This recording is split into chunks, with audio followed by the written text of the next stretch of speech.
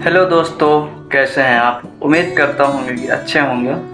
तो चलिए आज हम जानते हैं कि आईपीसी और बीएनएस में क्या अंतर है और बीएनएस आईपीसी की जगह क्यों ले लिया।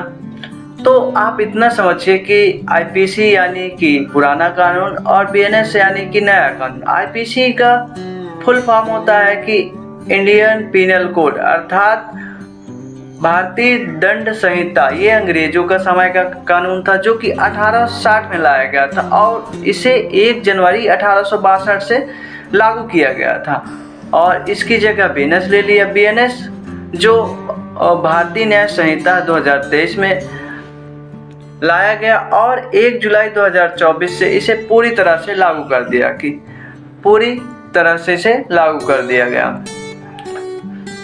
बीएनएस अर्थात नया कानून, आईपीसी यानी पुराना कानून। तो इसमें क्यों ज़रूरत पड़ी कि हमको आईपीसी की जगह बीएनएस लाना पड़ा। तो आईपीसी में कुछ ऐसे प्रावधान नहीं थे जो कि हमें आज के समय के अनुसार ज़रूरत थी, तो इसलिए हमें भारतीय न्याय संहिता को लाना पड़ा, जो कि इसमें मुख्य बदलाव जैसे कि बच्चे को लेकर के, चाइल्ड को लेकर के और वुमेन को लेकर के ऐसे कुछ नए नए प्रावधान जोड़े गए हैं। तो जानते हैं कि आईपीसी और बीएनएस में हमें ऐसे क्या ज़रूरत पड़ी।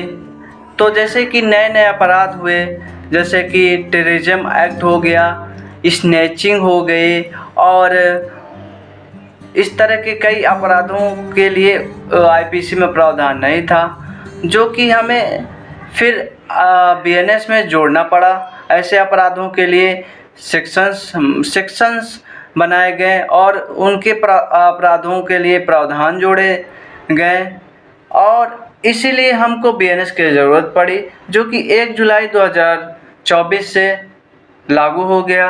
बीएनएस अर्थात भारतीय न्याय संहिता, जो कि न्याय शब्द में ज़्यादा जोर देता था और भारतीय दंड संहिता अर्थात दंड शब्द में ज़्यादा उसका जोर था, जो कि वो अंग्रेजों का समय था, इसलिए वो दंड में ज़्यादा ध्यान देते थे। और ये तो भारतीयों के लिए है न्याय, तो इसमें न्याय शब्द का ज़्यादा जोर है, अर्थात न्याय मिलना चाहिए, न्याय ना कि किसी को दंड मिलना चाहिए। अर्थात अगर विक्टिम को ऐसा कुछ अपराध उसके साथ हुआ तो उसको न्याय मिलना चाहिए और अपराधी के साथ ऐसा कुछ गलत तरीके से उसे फंसाया गया तो उसे न्याय मिलना चाहिए। अर्थात इसमें भारतीय न्याय संहिता में न्याय शब्द में ही जोर दिया गया है।